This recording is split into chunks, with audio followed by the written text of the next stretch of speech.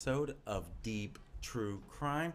I'm Manny Rodriguez. In today's episode, I want to share with you a sad story as usual.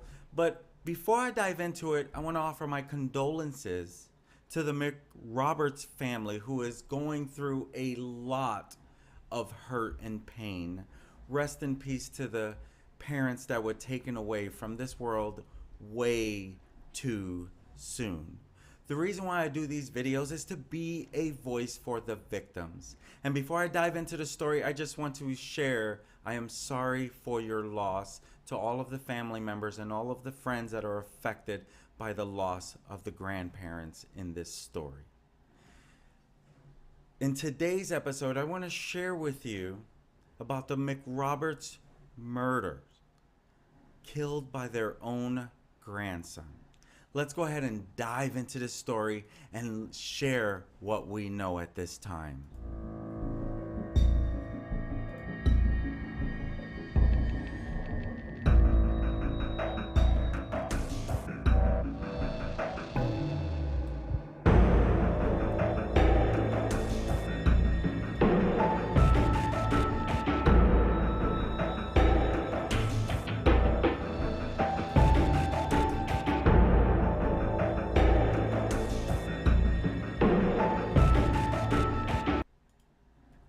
Lincoln County prosecutors charged Davionne McRoberts, 25-year-old, with 2 counts of murder for allegedly killing his grandparents, Donald and Kathy McRoberts, of Troy, Missouri.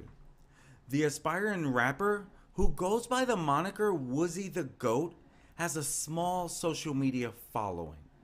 The couple in Troy, Missouri, they are believed to have been killed on Monday night, March 20th, 2023, though police did not discover their bodies until the next day. A manhunt ensued for Davionne, who was eventually taken into custody at Barnes Jewish Hospital in St. Louis, Missouri. Davionne had arrived at the hospital Wednesday and voluntarily checked into the psych ward for treatment. Wednesday being 2 days after they are said to have been murdered. And that would be March, what day was that? That was March 22nd, 2 days later. And the McRoberts murders, this has received so much media attention owing to the gruesomeness of the slaying, the familial suspect, and the fact that Davionne previously released music online under the persona Woozy the Goat. The investigation into the deaths of Donald and Kathy began on March 21st when family members requested a wellness check on the couple. Donald was in his early 70s and Kathy was 58. On March 21st, 2023, family members of the victims, Donald and Kathy, they requested a check on their well-being. Upon officers' arrival, no contact was made. Officers could hear that the ringing of the telephone was occurring, but there was no movement in the residence. When officers checked to see if the front door was unlocked, they discovered the residence was unsecure. Due to the nature of the call, the level of concern from family members hearing no motion within the residence and yet hearing telephone devices, officers entered the front door. Upon immediate entry, officers could see a male, later identified as Mr. Donald McRoberts, on the ground between the living room and the kitchen. As officers approached the individual to check the status, a second person, Mrs. Kathy McRoberts, was on the ground in the hallway between the kitchen and master bedroom. The officers were able to observe spent firearm casings as well as a discharged round. Based off of multiple indicators, wounds, rigor, coloration, blood, officers knew the individuals were deceased, and they conducted a sweep of the residence, making sure no additional victims or suspects were inside the residence. After completing an initial sweep, officers conducted a second search due to rooms within the residence being filled with a multitude of miscellaneous items, making it hard to complete an efficient sweep. Officers exited the residence and then they set up a perimeter, awaiting for the securing of a search warrant to search the residence and process the evidence. So no one was going in until the warrant was executed.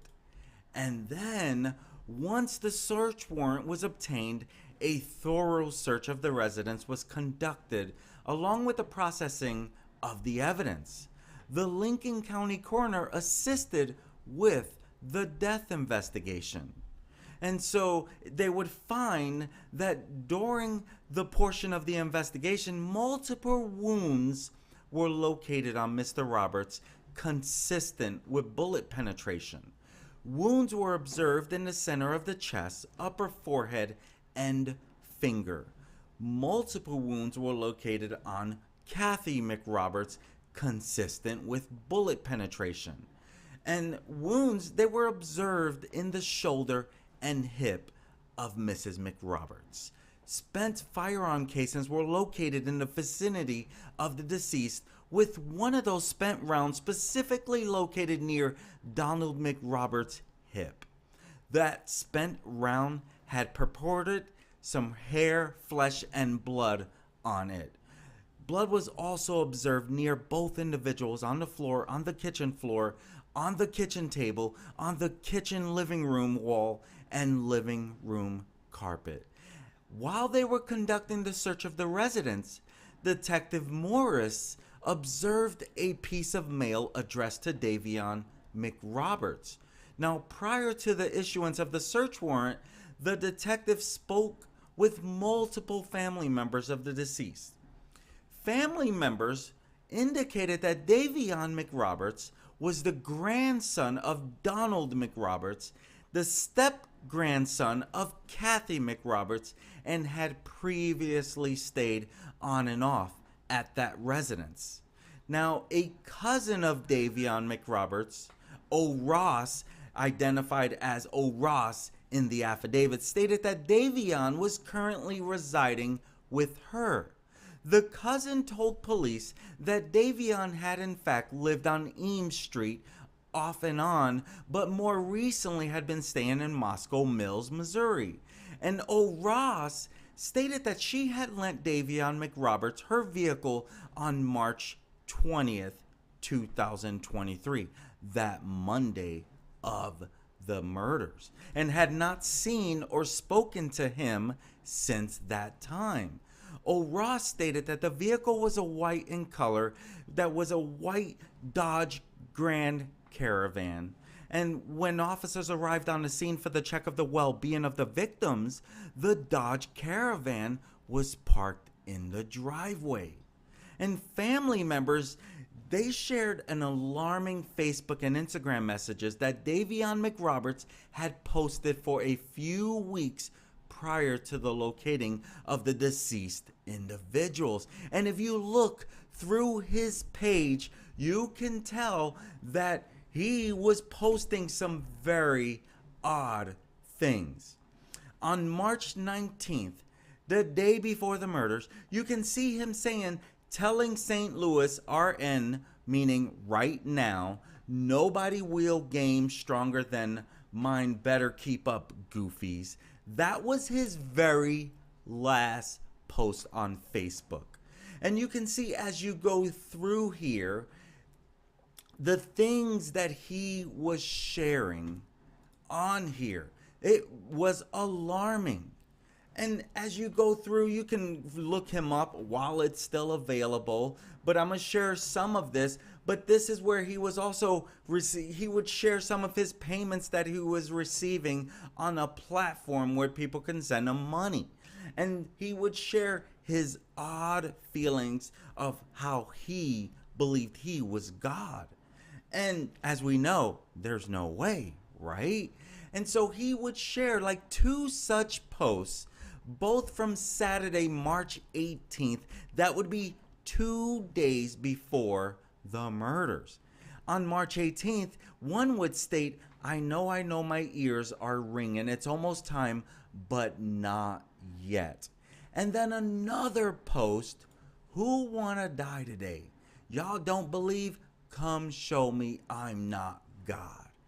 That's what he was posting on social media. Now, Terrell Chapman, who is the son of Kathy McRoberts, this would be Kathy McRoberts' last post on Facebook, where she was wishing him a happy birthday. But this pictured right here in this Facebook post, I'm sorry you went through this, Terrell Chapman. Rest in peace to Kathy McRoberts. I'm sorry that you are going through this. Terrell had advised law enforcement of a conversation that he had with his mother on March 20th. This would be the day that she and Donald McRoberts were murdered. Chapman stated that it was his birthday this day. Again, this was Kathy's last post wishing him a happy birthday. And Chapman recalled that Kathy McRoberts described an argument between Donald McRoberts and Davionne McRoberts in which Davionne threatened to kill his grandfather and step-grandmother. Chapman asked if the threat was serious, and he said that his mother did not seem concerned about the comments about that threat.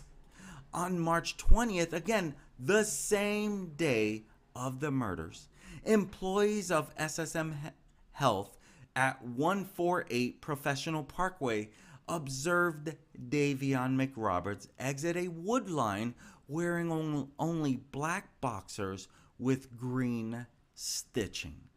And the witnesses advised that Davionne McRoberts had asked them for a ride and brought up in conversation zodiac signs. Okay, this would play a role later when he's talking to law enforcement. So remember that. Now, the employee said they last saw Davionne McRoberts heading south toward Jim Trenery Chevrolet of Troy at 200 Professional Parkway. Now, all of this is on Professional Parkway. My friends, I am very close to this area. I'm in Troy, Missouri all the time with a client of mine. And so I know exactly where all this is, very close to the highway, very close to get to short distances, not very far from St. Louis, Missouri at all. And so Troy, Missouri is a little town with Lincoln County, I think in total has about 60,000 residents. So it's not very huge. Now, on March 22nd, at approximately 8 in the morning, law enforcement for the Barnes Jewish campus, which is located right there on 400 South King Highway in St. Louis, Missouri, advised Davionne McRoberts that Davionne McRoberts had checked into their facility on his own. Now, at this time, limited information was provided, but what was relayed was that Davionne McRoberts arrived via EMS, Emergency Medical Service, and was transported to the psychiatric ward for treatment. So basically, they're alleging that he'd murdered his grandparents and then checked himself in to the psychiatric ward for treatment.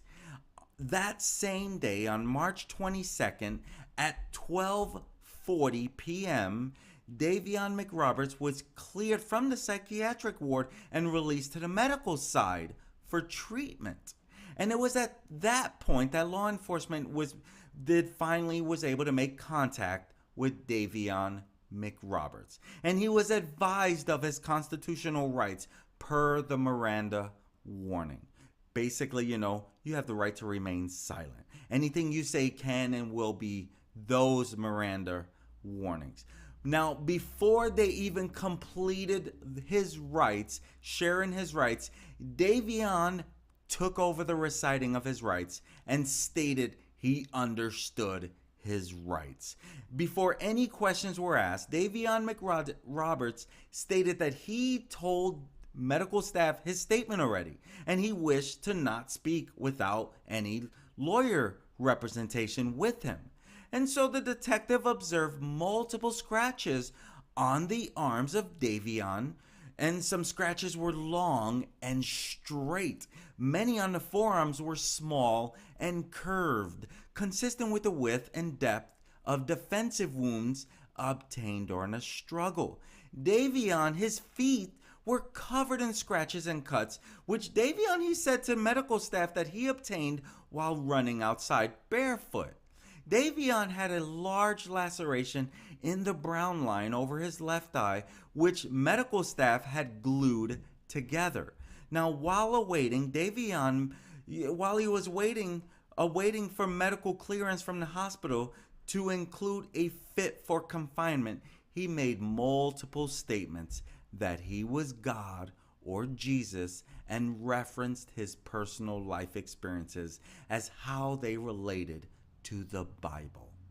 Davionne asked Detective Morris what his zodiac sign was and stated that he was a psychic. Remember earlier, the witness was asked by Davionne what their zodiac sign was. And Davionne, he expressed how he thinks pedophiles steal innocence. And then he informed the medical staff that he had heard voices since he was a child, being advised by his grandmother he was talking to spirits. Once cleared by medical personnel, Davionne was placed under arrest. And Davionne, he requested an interview with Detective Morris. Detective, he obliged, at which time Davionne McRoberts was then transported to the courthouse right there in Troy, Missouri. Upon arrival, Davionne was advised of his constitutional rights again, per the Miranda warning that they were still in effect as they read to him earlier. And Davionne stated that he wanted to express things which needed to be documented. Davionne, he expressed sexual abuse, physical abuse, and he indicated again he was God or Jesus. Davionne did not want to express who was responsible for the sexual assault, but he clarified he was not gay because a male had sexually assaulted him. Once Davionne expressed the things that he wished to, the detective inquired if he was willing to speak about the death of his grandparents, Donald and Kathy McRoberts. Davionne, he stated he did not wish to speak on the subject. And then on March 24th, at approximately 9 in the morning, family members of both Donald McRoberts and Davionne, they went to the Troy Police Department for follow-up interviews. And information provided by Davionne's sister and cousin, both of which he resided with, detailed that Davionne was wearing a tracksuit, black in color. He had some Adidas with black running shoes as his black running shoes. And both the cousin and sister, they shared that Davionne left the residence on the day of the murders with another roommate known as Thomas Kimey. Thomas also responded for an interview. And during the interview, Thomas stated that he was with Davionne during the day and that they had run out of gas in Ameristar. Thomas provided a text and time with his girlfriend whom they asked for money. And, he shared that Thomas stated after getting the gas money, he and Davionne went to Target in the city to pick up a third party identified only as Africa, as that is what they called him and that's what they know him as. And Thomas stated that the three of them went to the trailer where he, Africa, and Donald McRoberts were sitting on the front porch. Thomas, he stated that Davionne was inside the residence to charge his phone, and he indicated that Kathy McRoberts was inside the residence as well. Thomas stated that he heard 3 gunshots, at which time Donald McRoberts ran inside the residence. Thomas recalled hearing the name Davionne being yelled by Donald McRoberts. And Thomas stated that he and Africa ran the Casey's convenience store that was located at 620 East Cherry Street in Troy, Missouri. And Thomas stated that he and Africa obtained a ride from the area from a stranger and had not seen Davionne since the incident. Thomas stated prior to the murders, Davionne stated it was time, when Thomas believed was a reference to becoming famous. Now, under the Woozy the Goat moniker, Davionne, he had previously posted rap music to a music sharing social media site called BandLab. On this social media site, he has a profile that has more than 20,000 followers and his songs more than 500,000 streams. Last month, he posted a song called Hush Little Woozy, and in January, a freestyle titled Trainer of the Year. And so, now Thomas, he stated that Davionne wanted to show him in Africa something and was making references to a sacrifice. And he stated that he did not know what the statements meant at the time that they were made. Now, while conducting the interviews, the detective was advised by command staff from Troy Police Department articles of clothing matching the description of what Davionne was wearing was located on the suspected path that Davionne took from Eames to Professional Parkway. Now, a bag was located that contained multiple identifications that showed this belonged to Davionne McRoberts. And so they have a lot on him. He was the last person seen driving the Dodge Caravan, which was left at the scene of the murder. You can even see some Facebook posts that he shared that he was saying that he truly is God. And you can even see some of the stuff that he has posted on there. And you can even see when they charged him officially. Because first, he was a person of interest. Then he was arrested. Then he was charged. And so you can see Donald McRoberts' very last post. And he shared an article that literally from Newsbreak. And the reason why I'm sharing this because sadly to say, I would later get a notification from Newsbreak about him and his wife's death. And you can see Kathy McRoberts' last post where she was wishing her son his birthday, a happy birthday, and giving him a shout out. And so right now it does not look good for the perp, who is also known to be the grandson. You see, the grandson, the last person seen driving that Dodge Caravan, which was left at the scene of the murder. And then he references killing people on social media, and then he identifies himself as God. That does not help his case. And then Kathy McRoberts telling her son of an argument between Donald and Davionne in which Davionne threatened to kill them. And then that happens that same day.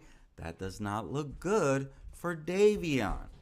And then Davionne was observed in Troy between 3:15 and 3:30 walking from a wood line wearing only boxers less than an hour. Witnesses heard loud reports from the area of the murder location. Loud shots.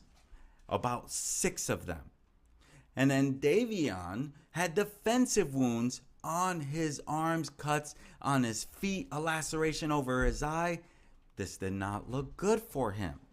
A witness gave testament to being on the front porch of at the time that the shots were fired and had knowledge of Davionne was in possession of a 9mm at that time and was inside the residence of Kathy and heard Donald McRoberts yell Davionne's name after the first shots and heard additional shots as the witness fled. This does not look good for Davionne. Rest in peace to Donald and Kathy McRoberts.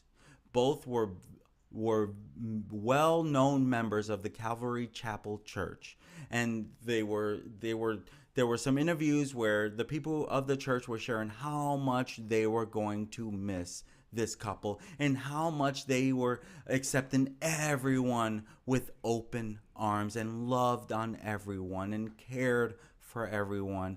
This couple will sorely be missed. Rest in peace to Donald and Kathy, taken from this world way too soon. My friends, it's stories like this as to why I do these stories. It's victims like this that are taken from this world way too soon. Please be alert, be careful, be aware of what could go wrong in this crazy world we live in. This has been another episode of Deep True Crime. Until next time, my friends, have a safe one. Be careful. Peace.